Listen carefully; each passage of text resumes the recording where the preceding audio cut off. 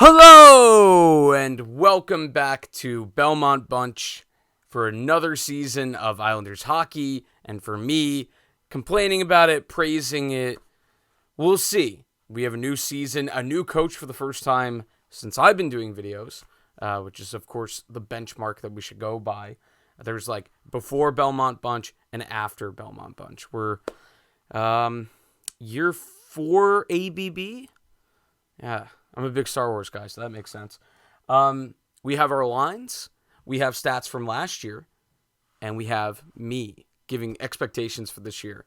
And I have been extremely conflicted. So I basically took all the time I needed, got a new job in between, and the schedule has been crazy. So now we're finally getting a video together. I'm filming this on the eve of the regular season proper because we've already had the global series go.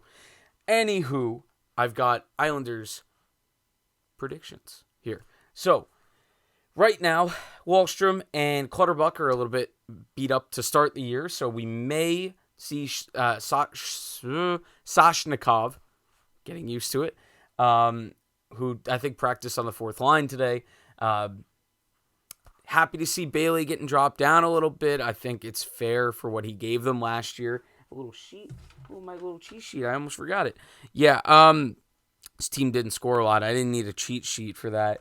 And offensively, what do they add? Nothing. So that will be interesting to see how the team can improve offensively. They did talk about, at one point last year, Lou trying to create offense from the blue line, and the one acquisition is Alexander Romanov, who, I mean, judging by a few preseason games, seems to be more of a hitter than an offensive type, but also he just skates better than Chara or Dobson, Chara or Green. So I feel like just from the eye test, the defense will be improved this year. And the defense last year wasn't bad. It took a tiny bit of a step back, obviously with Chara and Green playing a lot. And Salo not really making a debut until later in the year. And so I'm excited to see Salo and Romanov and see, a little bit more of a modern NHL game out of those defensemen. Defensively, I expect a slight improvement.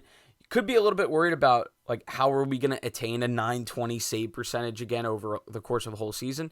The defense being improved should help and should, I think, negate any sort of, fall back in goal. Varley was not good last year, and we still were able to put together a .920.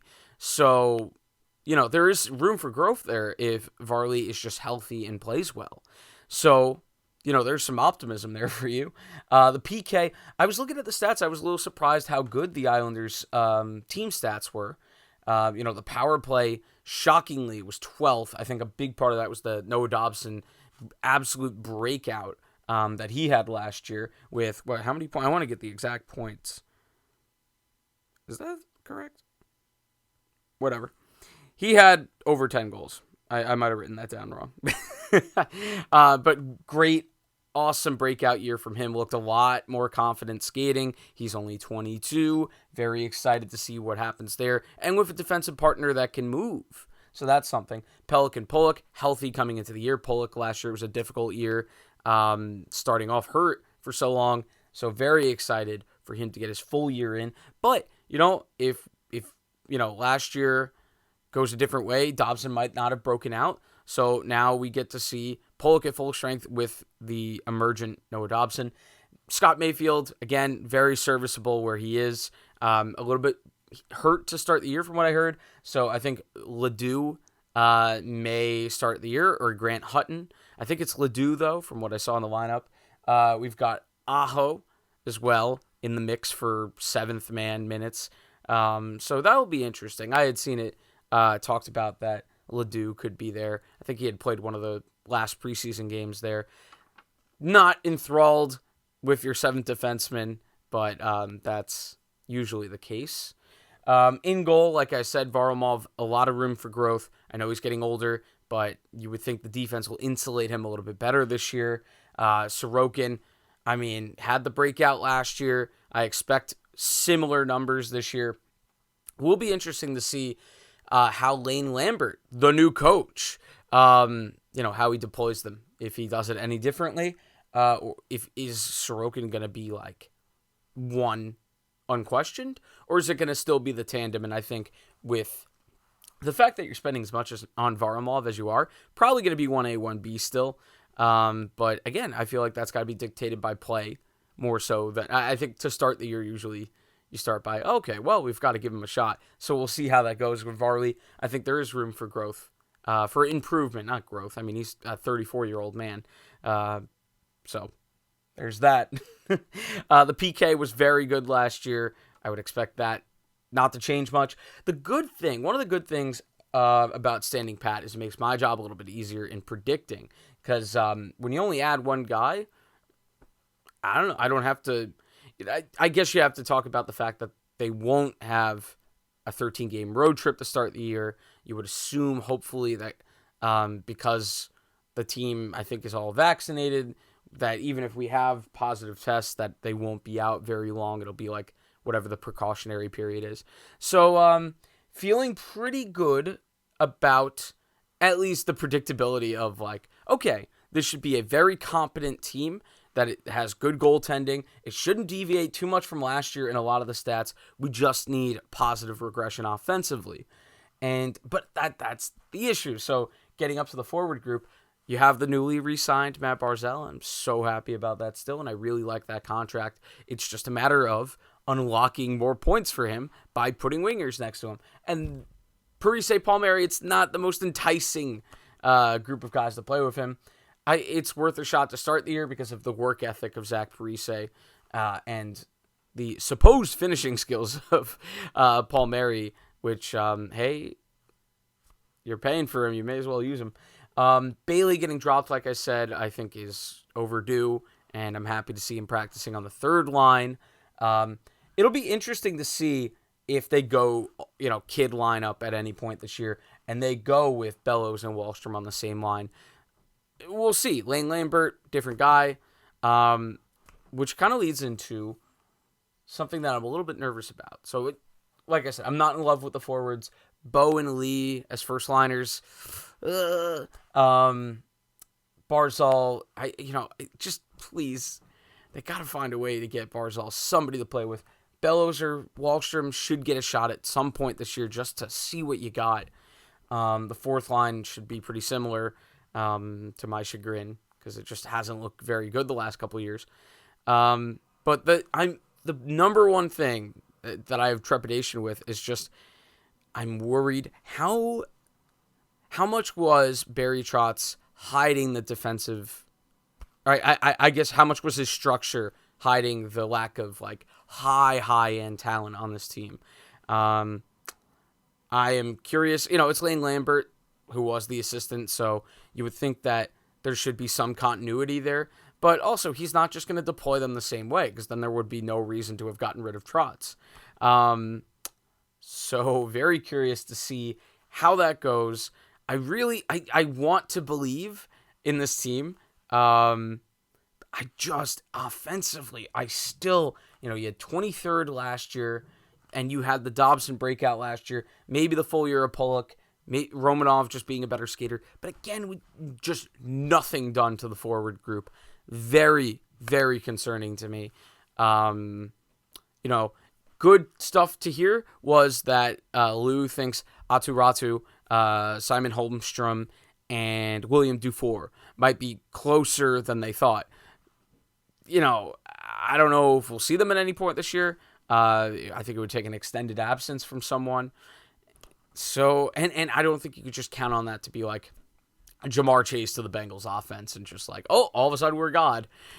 So, yes, this is still, think of it like even the years the Islanders made those runs, they were not division winners. And I predicted them to win the division last year. Look what happened. This is a team that the best case scenario is third or fourth in the Metro, where they get the offense they need just barely. The defense is fantastic. The goaltending is fantastic. I'm outlining the best case scenario right now. And yeah, I think third or fourth is probably close to the best case scenario. Carolina's very good still. The Rangers should be very good still. I am not fading the Penguins and the Caps yet. Not ready to do that. I don't think the Blue Jackets are that good, despite getting Johnny Gaudreau. I will never not be hurt by the fact that Johnny Gaudreau chose first-line center Boone Jenner over Matt Barzal, but that's his choice. It's going to be interesting. The Devils should be improved. The Flyers, it looks like a black hole. So a very interesting division that gives the Islanders a little bit of room with one of those older guard teams in the Penguins and the Caps faltering maybe. I tend to think the better chance of one of those teams faltering. I don't know. I think they're pretty similar teams, but I guess I'll go with of those teams faltering. Let's go with the Penguins. I don't know. It feels like I just picked one from random. It doesn't matter. They need one of those teams to falter to have a shot. The Atlantic should be better this year, which makes the wild card a little bit muddier. Buffalo won't be complete pushovers, as we saw at the end of last year. Detroit should be getting better. Ottawa, big offseason for them. So really, the East, very, very interesting. It feels like there's very few teams that are just coming into the year looking toast. And I really think the only teams that look toast coming into the year are the Canadiens and the Flyers. And that's probably it. I don't expect the Devils to get into the playoffs, but I don't expect them to be garbage. I've already listed a bunch of other teams. You get it. I am going to do a prediction video at some point. I'll film it tomorrow, so it'll probably come out on Wednesday. Don't worry, one game into the season with the Rangers playing the Lightning and Vegas playing the Kings won't affect my 82-game prediction. But for the Islanders, I think worst case scenario, really worst case, is probably 7th. If Columbus takes a leap, the Devils take a leap, and the Islanders just remain average, that's where you get 7th. But I don't think that's likely. I still think the Islanders are better than at least 3 teams in this division, which should give them a shot at fighting for a wild card.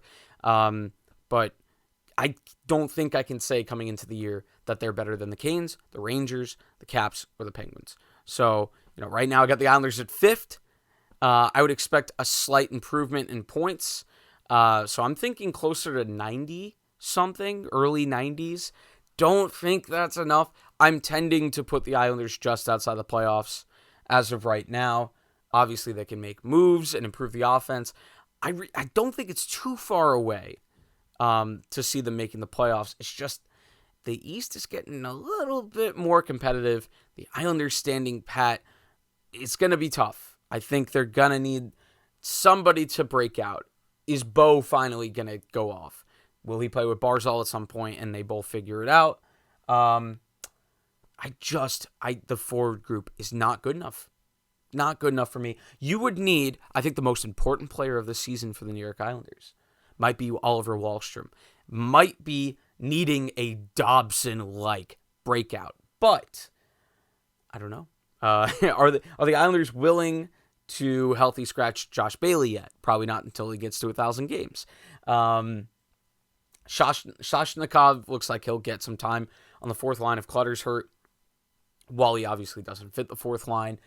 It's going to be interesting because it's hard to bench Parise with his work ethic, even when he's not scoring.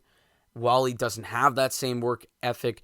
That's not a shot at Wally. I've heard good things about his offseason, though, in terms of working out and getting fit. But Parise kind of feels like a team leader. This team has a lot of team leaders. This whole team's based on chemistry and golfing. I think I have us just outside right now.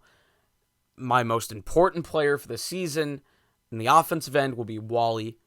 If he breaks out and all of a sudden Barzy does have a line mate, things could go very well offensively.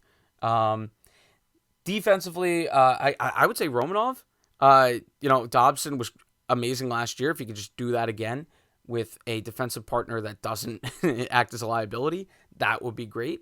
And man, which of these two? I'm gonna say that Sorokin. Like, if Sorokin can put up next year and a little bit better, I mean, that'd be great. I don't really know what else to say. I kind of put myself in a hole there going, best here, most important here. And then it's like two guys to choose from, and one of them's 34, and you know what he is. And the other one is one of the most exciting young goalies in the league. So that's my prediction. I have the Islanders as 5th in the Metro.